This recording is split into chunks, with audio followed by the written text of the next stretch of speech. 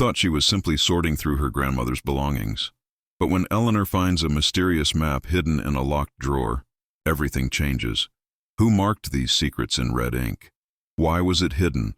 And why has a police inspector shown up at her door asking questions her grandmother never answered? Thank you so much for watching and for all your comments. Let me know at the end if you like the story, and where you're watching from and why you're following this. The autumn rain fell in steady sheets across Boston's cobblestone streets, turning the gaslit avenues into rivers of amber light and shadow. It was October 1899, and the city hummed with the energy of a new century approaching, though few could have predicted how the final months of the old one would reshape certain lives forever. Eleanor Hartwell pressed her gloved hand against the cold window of her late grandmother's townhouse on Beacon Hill, watching the rain trace silvery paths down the glass. At 26, she possessed the kind of beauty that painters sought to capture: dark chestnut hair that fell in soft waves when freed from its pins, eyes the color of storm clouds over the Atlantic, and a face that carried both determination and gentleness in equal measure. She stood tall and graceful, her figure accentuated by the deep green dress she wore, its high collar and leg of mutton sleeves perfectly fashionable for the era. 3 weeks had passed since Grandmother Catherine's funeral, and Eleanor had been tasked with sorting through decades of accumulated possessions. The old woman had been a collector of stories, of trinkets from travels, of letters bound with faded ribbon. Each room held a lifetime of memories, and Eleanor had approached the task with reverence, knowing she was the last keeper of these intimate histories. The library had been her grandmother's sanctuary, its walls lined with leather-bound volumes and curiosities brought back from journeys across America and beyond. Eleanor had spent the entire morning there, carefully cataloging books and examining the contents of an ancient mahogany desk that stood before the fireplace. The desk's many drawers had yielded the expected items: correspondence, receipts from merchants long out of business, pressed flowers from forgotten occasions. But it was the locked bottom drawer that had captured her attention. Eleanor knelt before it now, studying the small brass keyhole. She had found no key among her grandmother's effects, and something about the drawer's stubborn secrecy called to her. Using a letter opener, she carefully worked at the lock, her heart beating faster with each careful movement. She felt almost guilty, as though she were intruding on something deeply private, yet she could not resist the pull of mystery. With a soft click, the lock gave way. Inside, beneath a layer of tissue paper that crumbled at her touch, lay a rolled parchment tied with black silk ribbon. Eleanor lifted it with trembling hands, surprised by its weight and the quality of the paper. She carried it to the desk by the window where the gray afternoon light was strongest and carefully untied the ribbon. The map unfurled before her, and Eleanor gasped. It was exquisitely detailed, rendered in ink that had faded to sepia but remained remarkably clear. The map depicted a section of Boston she recognized immediately, the area around the harbor and the North End, but as it had existed in some earlier time. Buildings were marked with careful notation, streets bore names both familiar and strange, and throughout the document, small symbols had been drawn in red ink: circles, crosses, and peculiar marks that resembled ancient runes dotted the parchment. At the top, in elegant script, were the words, "Survey of Properties and Holdings, Boston Harbor District, March 1899. But it was the annotations in the margins that made Eleanor's breath catch. Written in a different hand, more urgent and less refined, were phrases that sent chills down her spine. Beware the Eastern warehouse. 3 ships arrived. None declared. Follow the money to Pemberton. And most mysteriously, she knew too much. They will silence the truth. Eleanor's mind raced. Her grandmother had been many things: a devoted wife to a shipping merchant, a patron of the arts, a woman of society. But this map suggested something else entirely, something hidden beneath the surface of that respectable life. Had Catherine been involved in some investigation? Had she uncovered something dangerous? The rain intensified, hammering against the windows with renewed fury. Eleanor barely noticed. She was studying each mark on the map, trying to decipher its meaning, when a sharp knock at the front door startled her so badly that she nearly tore the parchment. Her hands shook as she carefully rolled the map and retied it. Another knock came, more insistent this time. Eleanor hurried through the hallway, her skirts rustling against the polished floors, and opened the door. A man stood on the threshold, rain dripping from the brim of his black hat. He was tall, perhaps 30 years of age, with broad shoulders that filled his dark wool overcoat.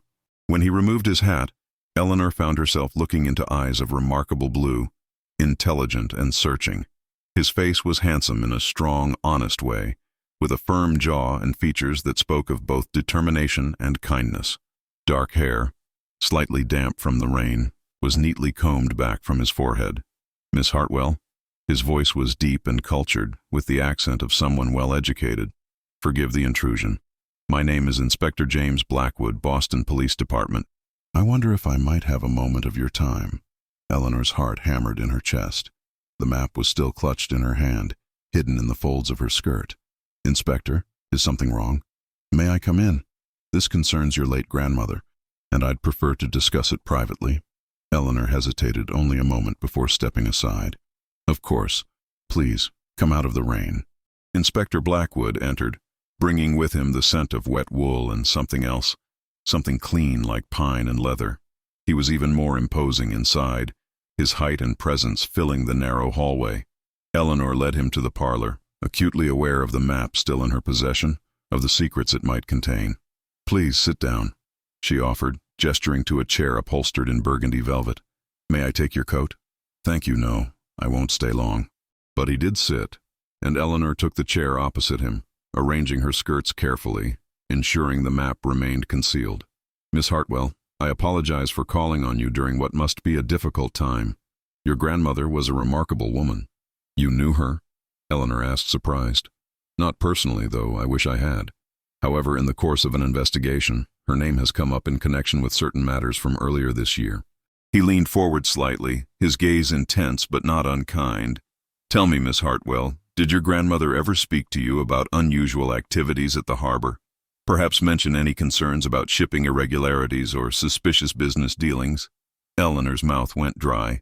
The map seemed to burn against her side. Should she tell him? Could she trust him? Inspector Blackwood, my grandmother was 73 years old. She enjoyed her books and her garden. I cannot imagine what connection she could have to police matters. Something flickered in his eyes. Respect, perhaps, or recognition of her caution. Of course. Forgive me for being indelicate. The truth is, we have been investigating a smuggling operation, quite extensive, operating through the harbor. In going through old records, we discovered that several properties central to this operation were surveyed and documented by someone earlier this year. That documentation has gone missing, but we have reason to believe your grandmother may have been involved in its creation, or at least knew of its existence. Smuggling. Eleanor's voice rose slightly. Inspector, that's absurd. My grandmother would never. I'm not suggesting she was involved in criminal activity, he interrupted gently. Quite the opposite. We believe she may have stumbled upon information, perhaps through her late husband's business connections, and attempted to document it. If such documentation exists, Miss Hartwell, it could be vital to our investigation. It could also put anyone who possesses it in considerable danger. The weight of his words settled over the room like a heavy blanket. Eleanor's fingers tightened on the map. Danger. The word echoed the warning written in those margins. She studied Inspector Blackwood's face, searching for any sign of deception. But his expression remained open, concerned, and utterly sincere. Inspector, I have been sorting through my grandmother's belongings for weeks. I have found nothing that would suggest involvement in such matters. The lie tasted bitter on her tongue, but caution held her silent. She needed time to think, to examine the map more closely, to understand what she held before surrendering it to anyone, even a police inspector. James Blackwood regarded her for a long moment, and Eleanor had the uncomfortable sensation that he could see right through her deception. But when he spoke, his voice remained gentle. I understand. However, if you should come across anything unusual, anything at all, I hope you will contact me immediately. He reached into his coat and produced a card, which he placed on the small table between them. That is my office address and my personal residence. Miss Hartwell, I mean you no alarm, but I must be frank. If such documentation exists and falls into the wrong hands, it could compromise an investigation that has taken months to develop.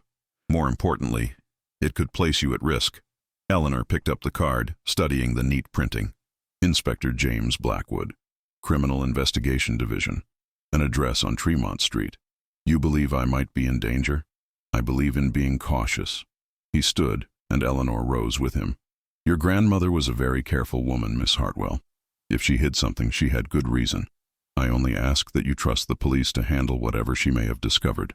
They walked to the door together, and as Eleanor opened it, the rain seemed to have lessened to a gentle mist. Inspector Blackwood placed his hat back on his head and turned to her one final time. "Thank you for your time. And Miss Hartwell, lock your doors. Be careful whom you trust." Then he was gone, descending the steps and disappearing into the gray afternoon, leaving Eleanor standing in the doorway with her heart racing and 1,000 questions burning in her mind. She closed and locked the door, then leaned against it, clutching the map to her chest. The inspector's visit had confirmed her suspicions. Whatever this map revealed, it was significant enough to bring the police to her door. But it also raised troubling questions. Could she trust Inspector Blackwood? His manner had seemed genuine, his concern real, but she knew little about him beyond his name and title. Eleanor returned to the library and spread the map on the desk once more. In the fading afternoon light, she studied it with new urgency, tracing the red marks with her finger, reading and rereading the cryptic notes. Her grandmother had risked something to hide this map, had kept it secret for months. Eleanor owed it to her memory to understand why before surrendering it to anyone. One notation caught her attention, an address on Long Wharf, marked with 3 red circles and the words, "Ledgers hidden, 3rd floor, behind the brick." If the map was accurate, if these clues were real, perhaps she could verify its importance before deciding what to do. The idea was both thrilling and terrifying. Eleanor had lived a sheltered life, the dutiful granddaughter, the proper young lady of society. But as she stood there in the gathering darkness, listening to the rain resume its steady rhythm against the windows, she felt something awaken within her, a desire for truth, for adventure, for purpose beyond the narrow confines of her expected existence. Tomorrow, she decided, she would visit Long Wharf. She would see for herself what secrets her grandmother had died protecting. And then, perhaps, she would know whether Inspector James Blackwood was a man she could trust or another danger she needed to avoid. The morning arrived with reluctant light, filtered through clouds that promised more rain before day's end. Eleanor had barely slept, her mind churning with possibilities and fears, the map's cryptic notations dancing behind her closed eyelids. She rose before dawn, dressed carefully in a practical navy walking suit with a modest hat, and pinned her hair in a simple arrangement that suggested a woman of business rather than leisure. The map she folded carefully and placed in a leather satchel, along with a small notebook and pencil. If she was going to investigate, she would document everything, just as her grandmother apparently had. The decision felt both reckless and necessary, as though she were stepping through a door that, once opened, could never be closed again. By 8 o'clock, Eleanor was walking briskly through Boston's awakening streets. The city had shaken off the previous day's rain and now bustled with activity. Merchants opening their shops, workers hurrying to the harbor, ladies making their morning calls. Horse-drawn carriages clattered over the cobblestones, and somewhere in the distance, she could hear the whistle of a train departing South Station. Long Wharf stretched into the harbor like a weathered finger pointing toward distant horizons. It had been a center of commerce for generations, lined with warehouses and offices that served the shipping trade. Eleanor approached with her heart pounding, trying to appear casual despite her nervousness. The address marked on the map corresponded to a brick building 4 stories tall, its windows grimy with salt and age, a faded sign proclaiming it the offices of Thornton Maritime Imports. Eleanor paused across the street, studying the building. Several men moved about the entrance, loading and unloading crates, their voices rough with the accents of dock workers. How was she supposed to gain entry? She could hardly march up and announce her intention to search for hidden ledgers. "Miss Hartwell?" She spun around, her hand flying to her chest. Inspector Blackwood stood behind her, dressed in a well-tailored gray suit, his expression a mixture of surprise and concern. In the morning light, she could see details she had missed the previous evening. The fine lines at the corners of his eyes that suggested he smiled often, the strong, capable hands, the way he carried himself with quiet confidence. "Inspector Blackwood, what are you doing here?" Eleanor's voice emerged higher than she intended, guilt and surprise combining to fluster her completely. His blue eyes narrowed slightly as he glanced from her to the Thornton building and back again. "I might ask you the same question, Miss Hartwell. This is not a neighborhood where young ladies typically take their morning constitutional." Eleanor lifted her chin. trying to summon dignity despite being caught so obviously. "I am perfectly capable of walking wherever I please, Inspector. Boston is my city, too." "Indeed it is." He studied her for a long moment, and she saw understanding dawn in his expression. "You found something. The map, or documentation of some kind. That's why you're here." There seemed little point in denying it now. Eleanor glanced around, ensuring no one was close enough to overhear. "Yesterday you told me my grandmother may have been involved in documenting criminal activity. You suggested I might be in danger if I possessed such documentation. I need to understand what I'm dealing with before I decide whom to trust." Something flickered across his face. Hurt, perhaps, but he nodded slowly. "That's fair. Though I wish you had come to me first rather than investigating alone. May I see what you found?" Eleanor hesitated, then reached into her satchel and withdrew the map. Inspector Blackwood took it carefully, unrolling it with obvious reverence. As he studied the markings, his expression grew increasingly serious. When he looked up at her again, there was a new respect in his eyes. "This is extraordinary. Miss Hartwell, your grandmother was remarkably thorough. These notations, these addresses, they correspond exactly with the locations we've been investigating. But we had no documentation this detailed, no proof of the connections." He pointed to a notation. "Pemberton. We've suspected him of running the operation, but we've had no evidence. If there are ledgers hidden in this building, as your grandmother suggests, then we need to find them." Eleanor finished. "We?" His eyebrow rose slightly. "Inspector Blackwood, my grandmother created this map. She risked something to hide it, perhaps even her life. I will not simply hand it over and return home to wait passively while others finish what she started." Eleanor surprised herself with the firmness in her voice. "Besides, you need me. A police inspector marching into that building will alert everyone. But a young woman asking about renting office space for her late father's import business? That would draw far less attention." James Blackwood stared at her, and for a moment Eleanor thought he would refuse outright. Then, slowly, a smile transformed his face, and she saw the warmth that usually lived behind his serious professional demeanor. "You're quite remarkable, Miss Hartwell. And absolutely right, though I'm certain I'll regret agreeing to this." "Very well, but we do this carefully, and you follow my lead if anything goes wrong." They spent the next 20 minutes planning their approach. Eleanor would enter first, inquiring about available office space.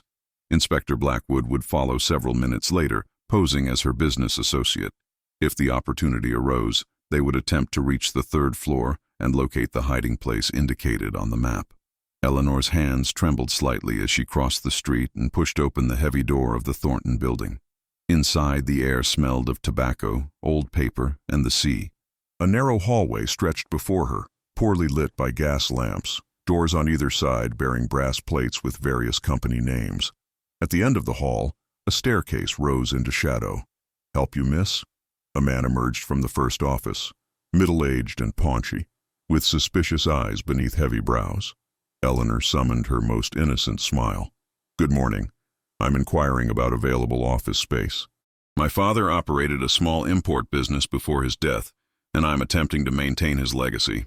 I was told there might be rooms available here." The man's suspicion didn't entirely fade, but greed flickered in his expression. "Third floor, maybe. Hasn't been occupied in months. Cost you, though. Might I see it? I want to ensure it's suitable before discussing terms." He grunted and gestured toward the stairs. "Go on up. Third door on the right. I'll be along shortly to discuss price." Eleanor's heart raced as she climbed the stairs, her boots echoing on the worn wooden steps. The building felt oppressive, each shadow seeming to hide watching eyes. The third-floor hallway was dimmer than the first, only one lamp burning at the far end. She found the door the man had indicated and tried the handle. Locked. Behind her, footsteps on the stairs made her tense, but it was Inspector Blackwood who emerged into the hallway. He moved with remarkable stealth for such a large man, joining her at the door. "The manager will be up shortly," Eleanor whispered. "This door is locked." James examined it briefly, then produced a small tool from his pocket. "Look down the hallway. Tell me if anyone comes." Eleanor positioned herself where she could see the stairwell while he worked at the lock. The sound of metal scraping metal seemed impossibly loud in the quiet. Seconds stretched like hours. Finally, a soft click, and the door swung open. They slipped inside, and James closed the door quickly behind them. The room was small, dusty, filled with abandoned furniture and crates. A single grimy window provided minimal light. According to the map, the ledgers were hidden behind a brick on the far wall. "There," Eleanor pointed. "Behind the brick," she wrote. They moved to the wall, and James began examining the bricks carefully, pressing and prodding each one. Eleanor joined him, her fingers searching for anything unusual. The room was cold despite the autumn warmth outside, and she felt a creeping sense of urgency. How long before the manager came up? "Here," James said suddenly. One brick moved slightly under his touch. He worked it carefully, and it came free, revealing a hollow space behind. He reached inside and withdrew a leather-bound ledger, its cover worn but intact. Eleanor held her breath as he opened it. Page after page of entries filled the book. Dates, ship names, cargo descriptions, and most importantly, payments made to various officials and businessmen. Names she recognized, prominent citizens of Boston, documented as receiving bribes to ignore smuggling activities. "This is incredible," James breathed. "This is everything we need. Your grandmother must have gained access somehow, copied these entries.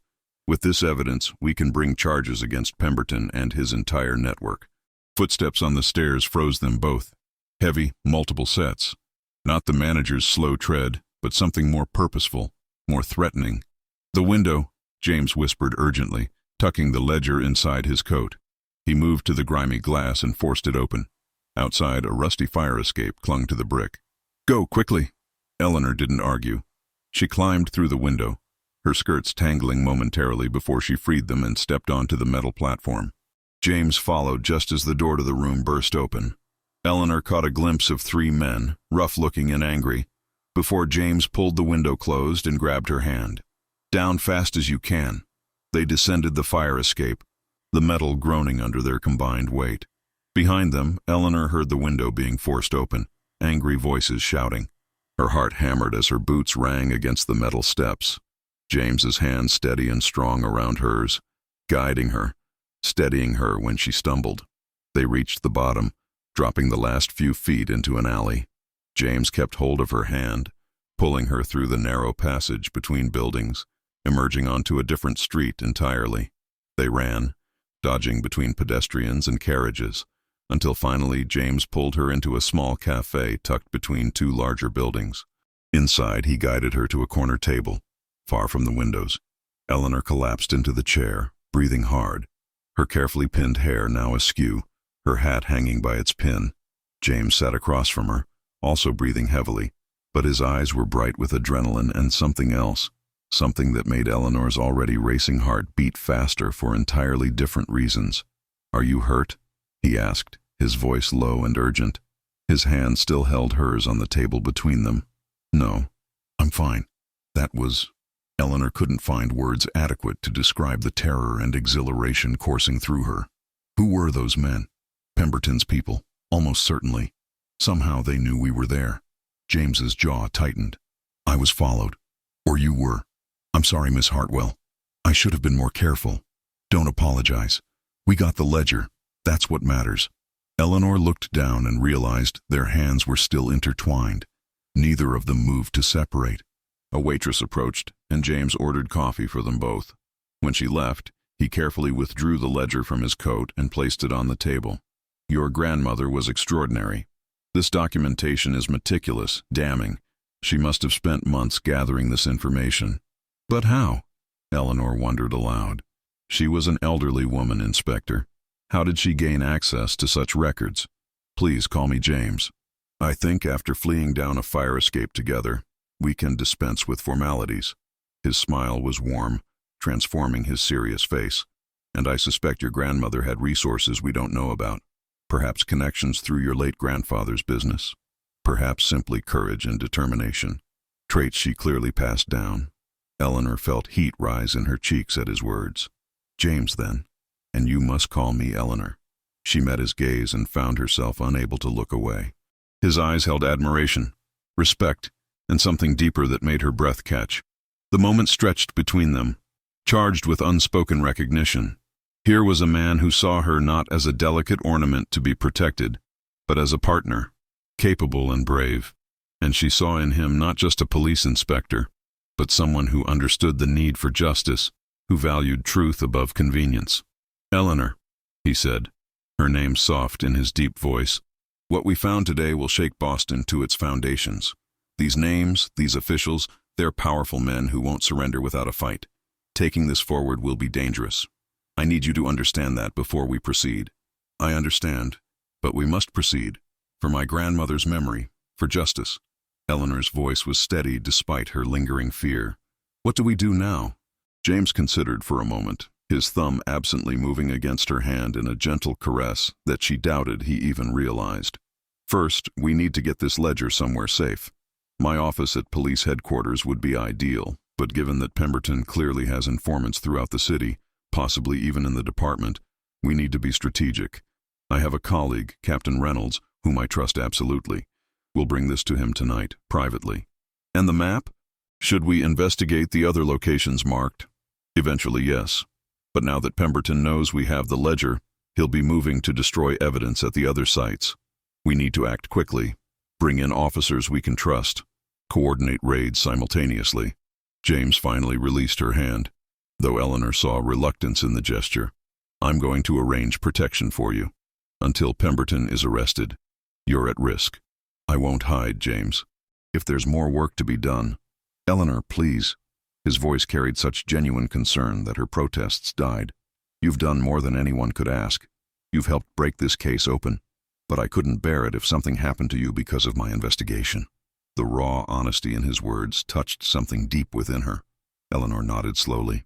"Very well, but I want to be informed of everything. Promise me." "I promise." They sat in the cafe for another hour, reviewing the map and the ledger, planning the next steps. The coffee grew cold as they talked, their heads bent close together over the documents, occasionally their shoulders brushing, their hands almost touching. Eleanor felt a connection forming between them, something that went beyond their shared investigation, beyond the danger and excitement. When they finally emerged from the cafe, the afternoon sun was breaking through the clouds, casting golden light across the wet cobblestones. James insisted on escorting Eleanor home, and they walked together through Boston's streets, the precious ledger safely concealed in his coat, the map in her satchel. At the steps of her grandmother's townhouse, James turned to her. "I'll send an officer to watch the house tonight. Tomorrow, after I've met with Captain Reynolds, I'll call on you with news. Eleanor, He paused, seeming to struggle with words. "I want you to know that meeting you has been the most unexpected and wonderful complication of this entire investigation." Eleanor felt warmth flood through her, chasing away the lingering chill of fear. "For me as well, James. Be careful tonight. Always." He lifted her hand to his lips, pressing a gentle kiss to her gloved knuckles.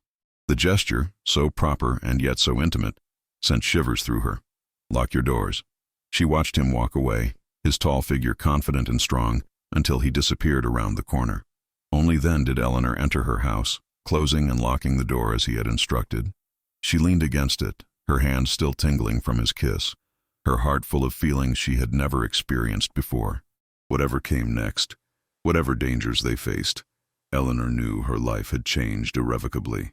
She had found purpose in her grandmother's hidden legacy, and perhaps, just perhaps, she had found something even more precious in the honest blue eyes of Inspector James Blackwood.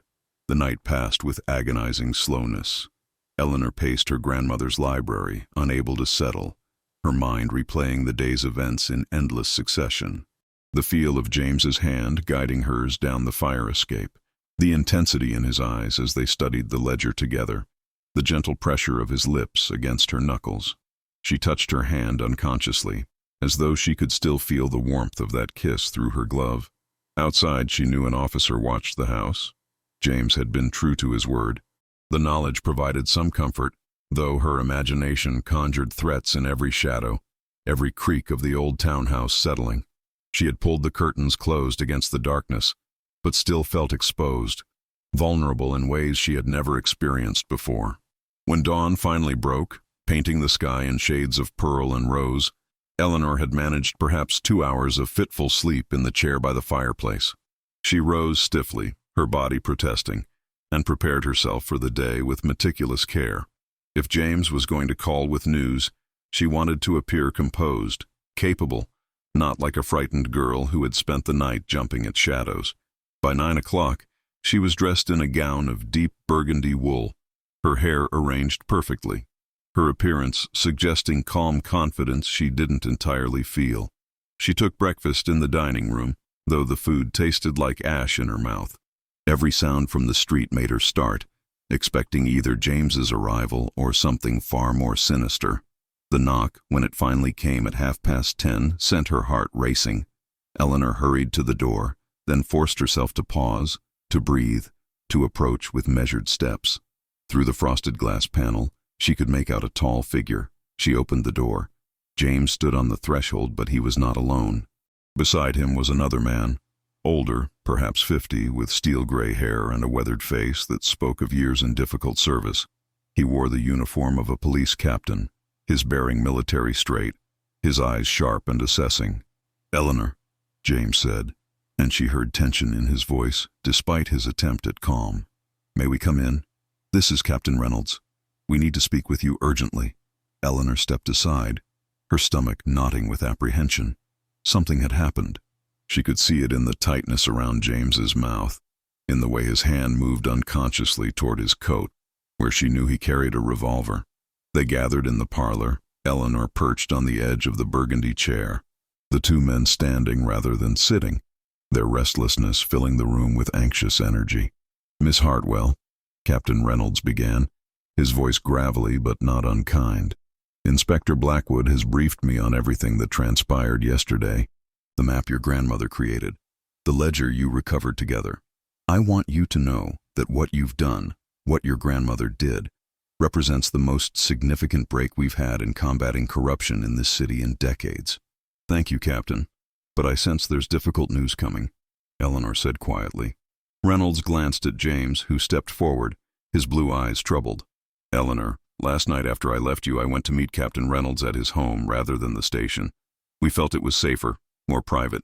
We reviewed the ledger together, began making plans for coordinated raids on the locations marked in your grandmother's map." "And?" Eleanor prompted when he paused. "And someone burned down the Thornton building last night, completely destroyed. Anyone looking for evidence there will find nothing but ash and rubble." James's jaw clenched. "Pemberton is destroying everything, moving faster than we anticipated. We need to act immediately, before he can eliminate all the evidence." Captain Reynolds took over. "We're organizing raids for tonight on the remaining locations. We'll move simultaneously on all of them, giving Pemberton no chance to spread warning. But there's a complication, Miss Hartwell, and it concerns you directly." Eleanor felt cold despite the warm room. "What complication?" James moved closer, and she saw genuine fear for her in his expression. "This morning, the officer watching your house reported that a man was observed across the street around 3 in the morning, watching your windows. When the officer approached, the man fled, but he left something behind." James reached into his coat and withdrew a folded piece of paper. "It was pinned to a tree where you would see it when you looked out your window." With trembling hands, Eleanor took the paper and unfolded it. The message was brief, written in crude block letters. "The old woman paid for her curiosity. The young one will too. Surrender the documents or suffer her fate." The paper fluttered from Eleanor's fingers. She stared at James, horror dawning. "My grandmother. They killed her? It wasn't simply age or illness?" James knelt before her chair, taking her cold hands in his warm ones. "We don't know for certain. She was elderly. Her death appeared natural. But given this threat, given what we know now about what she had discovered," his voice was gentle but honest, "it's possible, Eleanor. I'm so sorry." Tears burned in Eleanor's eyes, but she blinked them back fiercely. Grief could come later. Now, anger took precedence, hot and clarifying. "Then we make them pay. Captain Reynolds, what do you need from me?" The older man's expression showed approval. "You're your grandmother's granddaughter, that's certain. What we need, Miss Hartwell, is for you to be somewhere safe while we conduct tonight's operations. Inspector Blackwood has suggested his sister's home in Cambridge. She's a widow, respectable, with a large house and servants. You would be comfortable there and, more importantly, secure." "And what happens to the map and the ledger?" Eleanor asked. "They're already secured in my personal safe," Reynolds answered. "Not at the station where someone might access them, but at my home. My wife and I are the only ones with the combination." Tomorrow, after tonight's raids, we'll have enough evidence and witnesses to arrest Pemberton and his associates. The danger to you will pass." Eleanor looked between the two men. Captain Reynolds seemed trustworthy, his concern genuine. But it was James who held her attention. James, whose hands still held hers, whose eyes pleaded with her to agree to the plan. "Very well," she said finally. "But James, I want your word that you'll inform me of everything that happens tonight. I won't be kept in the dark. You have my word." His thumb moved gently across her knuckles, and Eleanor felt the same electric awareness she had experienced in the cafe. "I'll come to you myself tomorrow morning with news." Captain Reynolds cleared his throat softly, a subtle reminder of his presence. James released Eleanor's hands and stood, though she saw reluctance in the gesture. "I should let you prepare, Eleanor. We'll need to move you before this afternoon. I'll return at 2 o'clock with a carriage." After they left, Eleanor moved through her grandmother's house in a daze. The revelation that Catherine might have been murdered transformed everything. The woman who had raised her after Eleanor's parents died in a train accident, who had taught her to read and to question and to stand firm in her convictions, had died not peacefully in her sleep, but possibly at the hands of criminals she had tried to expose. Eleanor packed a small trunk with necessities, her movements automatic while her mind churned. She found herself in the library again, standing before the desk where she had discovered the map. Had her grandmother known the danger she was courting? Had she been afraid? Or had she, like Eleanor now felt, been driven by a righteous anger that overwhelmed fear? "I'll finish what you started, grandmother," Eleanor whispered to the silent room. "I promise you that." At precisely 2 o'clock, James returned. He wore civilian clothes now rather than his usual suit, perhaps to draw less attention. He helped Eleanor with her trunk, carrying it easily down the steps to where a modest carriage waited, driven by a young officer in plain clothes. As they drove through Boston streets toward Cambridge, Eleanor sat beside James in the carriage's interior, their shoulders touching with the vehicle's movement. For a long while neither spoke, the silence heavy with unspoken thoughts. Finally, James broke it. "Eleanor, I need to say something before tonight, before the raids. In case—" He paused, then continued with determination. "In case something goes wrong." "Don't," Eleanor interrupted, fear clutching at her heart. "Don't speak as though you might not return. I'm a realist. What we're doing tonight is dangerous. Pemberton has resources, men willing to use violence to protect his operation." James turned to face her fully, and in the dim light of the carriage, his expression was intense, vulnerable. "I've never believed in love at first sight. I thought it a romantic fiction. But Eleanor, from the moment I saw you in your doorway 2 days ago, something in me recognized something in you. And working with you yesterday, seeing your courage, your intelligence, the way you refused to be pushed aside or protected when there was work to be done." He took her hand again, cradling it carefully. "I needed you to know that you've changed everything for me. In just 2 days, you've become the most important person in my life." Eleanor felt tears threaten again, but these were different from the grief that had consumed her earlier. "James, I feel the same. I've spent my life being told what young ladies should and shouldn't do, how we should behave, what we should want. But you've treated me as an equal, a partner.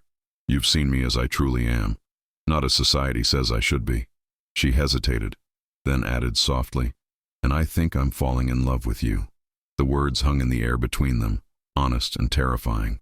James's eyes widened, then softened with a tenderness that made Eleanor's heart ache. "Eleanor." He leaned toward her, and she toward him, drawn by a force neither could resist. Their lips met in a kiss that was gentle at first, tentative, then deepening with the passion of emotions too long contained. Eleanor had never been kissed before, had never wanted to be until this moment. She felt cherished and desired and seen in ways she had never imagined possible. When they finally separated, both breathing unsteadily, James rested his forehead against hers. "I will come back to you tomorrow. I swear it.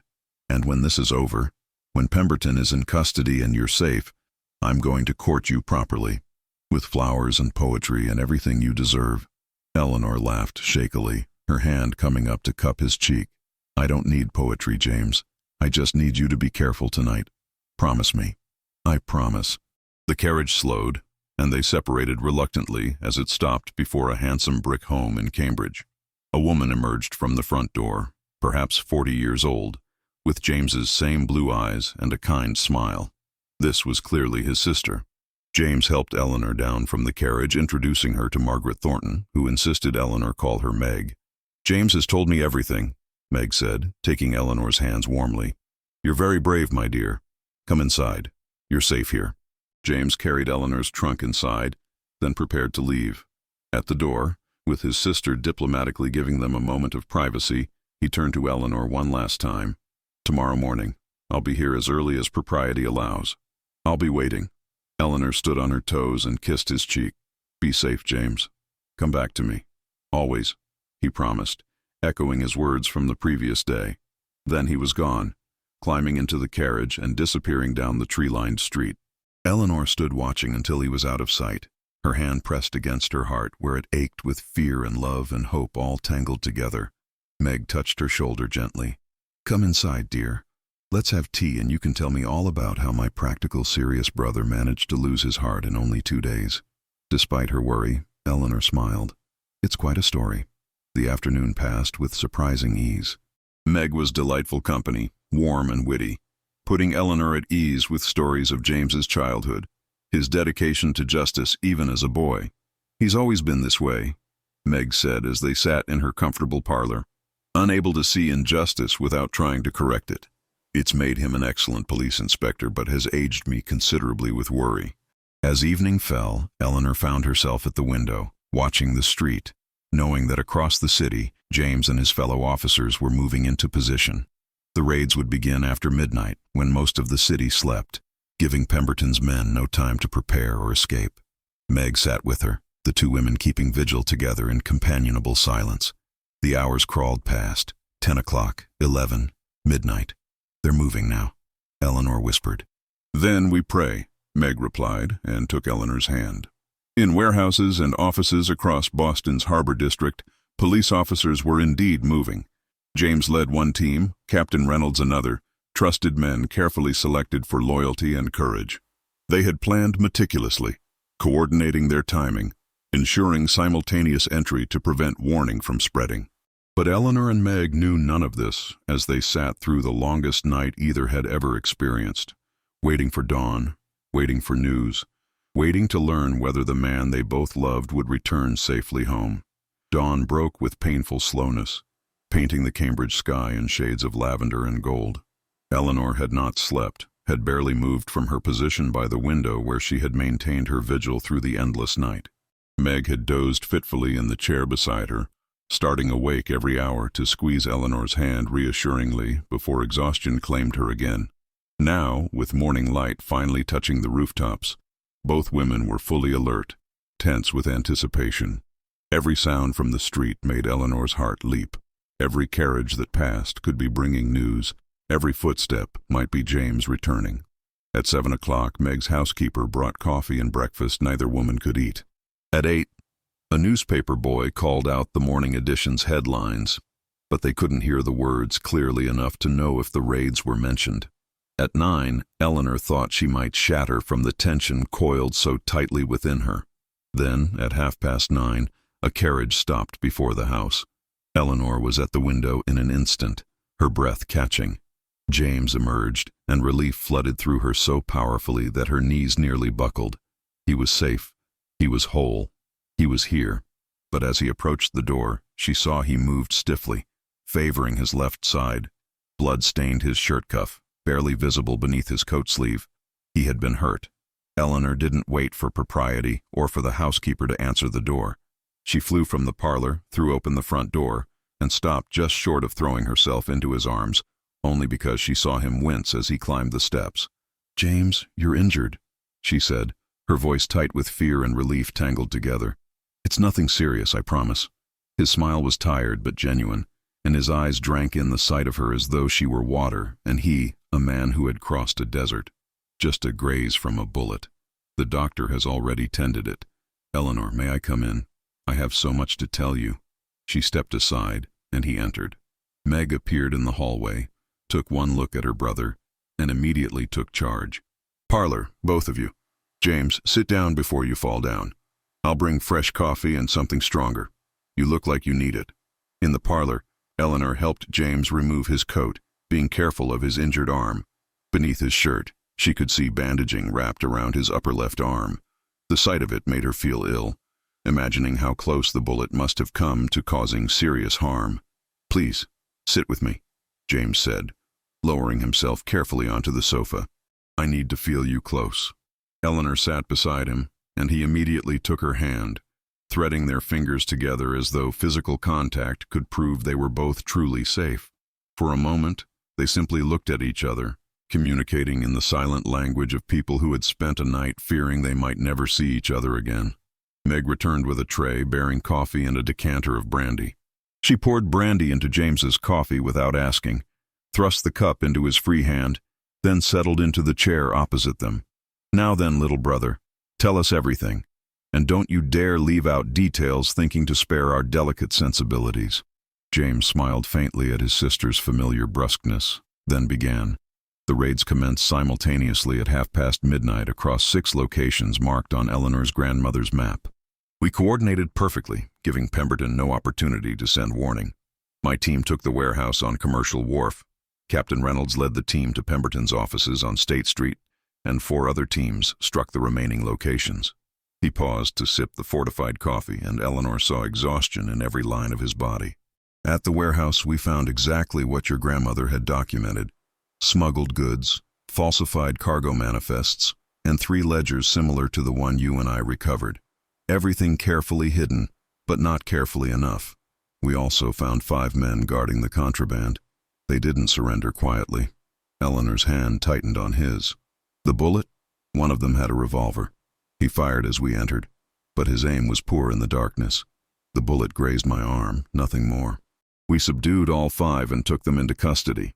James's voice grew stronger as he continued, the pride of success overcoming his weariness. Captain Reynolds' team had similar success. They found Pemberton himself in his office, burning documents. They stopped him before he could destroy the most incriminating evidence. "Eleanor, we have him. We have them all." "All of them?" Eleanor asked, hardly daring to believe it. "Every single person named in your grandmother's ledger. Pemberton, the customs officials he bribed, the merchants who knowingly handled smuggled goods, even 2 city aldermen who accepted payments to look the other way. By dawn, we had 23 men in custody, and the evidence against them is overwhelming." James set down his coffee and turned to face Eleanor fully, his blue eyes bright despite his exhaustion. "Your grandmother's work brought down one of the most extensive criminal operations Boston has ever seen. Because of her courage and yours, we've struck a tremendous blow against corruption in this city." Tears spilled down Eleanor's cheeks, but they were tears of relief, of vindication, of grief finally finding its proper outlet. She didn't die for nothing then. If they killed her, at least her death meant something. "Eleanor, about that." James's expression grew serious. "After we arrested Pemberton, Captain Reynolds interrogated him personally. Pemberton is many things, but he's also pragmatic. Faced with overwhelming evidence, he began negotiating, offering information in exchange for leniency. Among the things he revealed was the truth about your grandmother." Eleanor held her breath, waiting. "She wasn't murdered, Eleanor. Pemberton never even knew she had documented his operation until after her death, when one of his informants mentioned that police were asking questions about her. Your grandmother died peacefully of natural causes, just as you originally believed." James's hand came up to cup her cheek, his thumb wiping away her tears. "She never knew the danger she had courted. She never suffered at their hands. She simply did what she thought was right, hid the evidence carefully, and passed away in her sleep." The relief Eleanor felt was profound, overwhelming. She had steeled herself to believe her beloved grandmother had been murdered, had died in fear and pain. To learn that Catherine had simply slipped away naturally, never knowing the danger, never suffering for her courage, felt like an unexpected gift. "Thank God," Eleanor whispered. "Thank God she was spared that." Meg, who had been listening quietly, spoke up. "So it's truly over? The danger to Eleanor has passed?" "Completely. With Pemberton and his associates in custody, there's no one left to threaten her. The map and ledger will be entered as evidence in the trial, but Eleanor herself won't be required to testify. Her role in this can remain private if she wishes." James smiled, some of his natural warmth returning. "She's safe, Meg. Finally completely safe." "Then I suppose you'll want to speak with her privately," Meg said with knowing amusement. "I'll be in the morning room if you need me." "And James?" Try not to propose marriage while you're still bleeding. It lacks a certain romance. She swept from the room, closing the door behind her with pointed firmness. Eleanor felt heat rise in her cheeks, but James was laughing, the sound rusty but genuine. My sister has all the subtlety of a freight train, he said, but she's not wrong about my intentions, even if her timing is questionable. Eleanor's heart began to race for entirely different reasons than fear. James. He shifted on the sofa, turning to face her fully despite the obvious discomfort it caused his injured arm. Eleanor Hartwell, I know this is impossibly fast. I know we've known each other only 3 days. I know society would say we barely know each other at all. He took both her hands in his expression utterly serious, utterly sincere. But in these 3 days, you've shown me more courage, intelligence, and strength than I've seen in people I've known for years. You've been my partner in the truest sense, standing beside me when you could have hidden away. You've trusted me with your grandmother's legacy, with your safety, and yesterday you told me you thought you were falling in love with me. I did say that, Eleanor confirmed, her voice barely above a whisper. I'm not falling in love with you, Eleanor. I've already fallen. Completely, irrevocably, with my whole heart. James's eyes shone with emotion. I know I should court you properly, wait a respectable amount of time, follow all the social conventions. But these 3 days have taught me that life is precious and uncertain, that tomorrow is never guaranteed, and that when you find something extraordinary, you don't let it slip away because of arbitrary rules about proper timing. He released one of her hands to reach into his pocket, withdrawing a small velvet box that looked old, well-loved. This was my mother's ring. She gave it to me before she died, told me to give it to the woman who made me believe in love the way she and my father had loved each other. Eleanor, I know it's too soon. I know you may need time, but I have to ask. I have to know if there's any possibility that you might— Yes, Eleanor interrupted, laughing through fresh tears. Yes, James, I don't need time. I don't need a long courtship. I know my own heart, and my heart knows you. Yes, I'll marry you. The joy that transformed James's face was beautiful to see.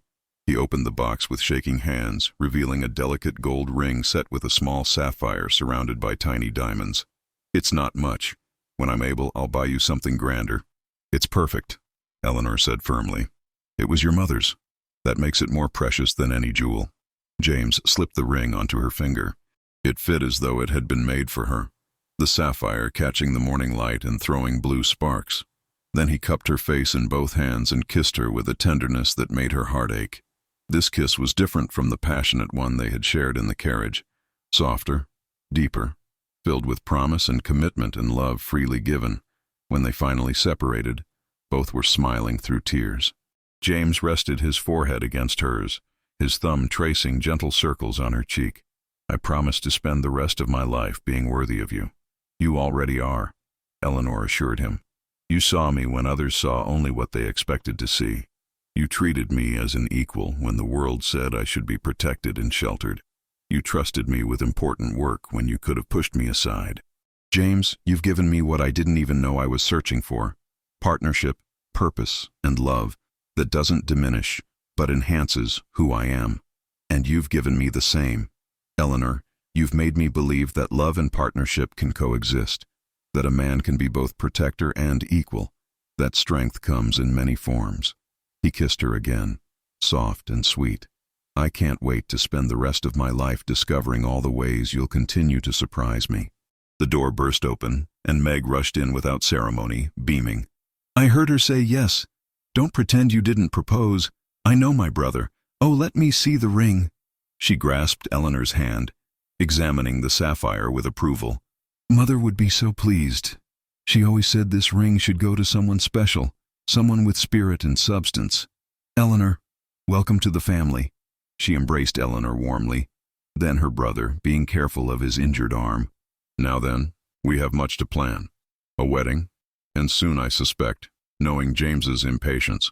But first, you both need rest. James, you look like you might collapse at any moment.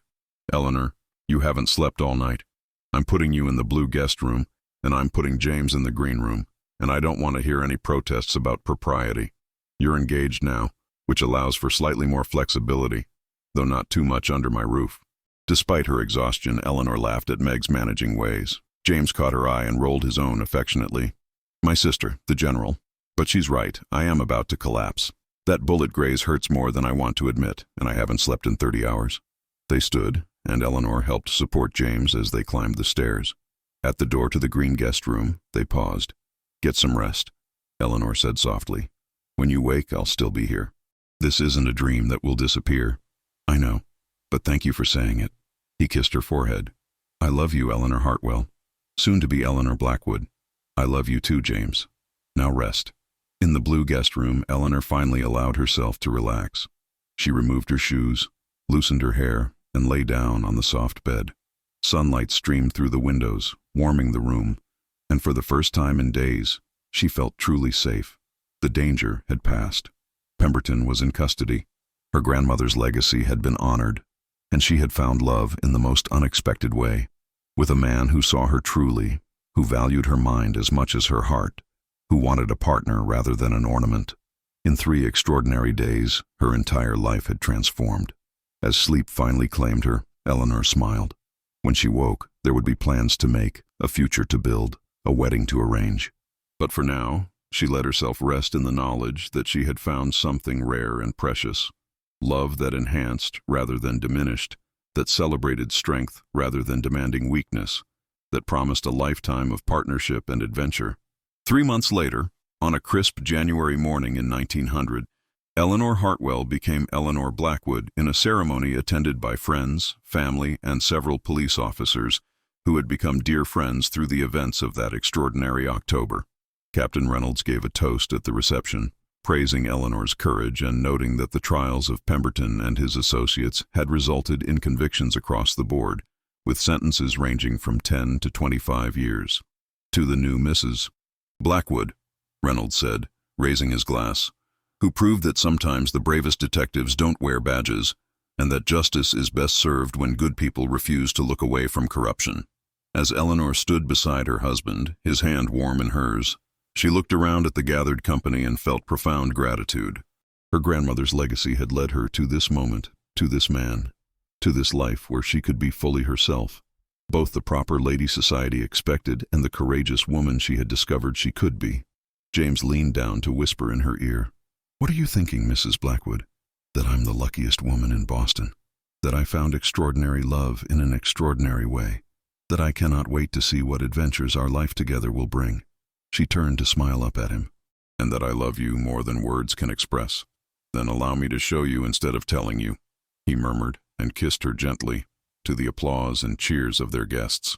Later that evening, as they prepared to depart for a wedding trip to New York, Eleanor stood one last time before her grandmother's portrait, which had been moved to James's home, soon to be their home together. She touched the frame gently, thinking of the remarkable woman who had raised her, who had taught her courage without ever knowing the full extent of her own bravery. "Thank you, grandmother," Eleanor whispered, "for everything you gave me, for the path you set me on, for leading me to him. I hope I make you proud." James appeared beside her, wrapping his arm around her waist.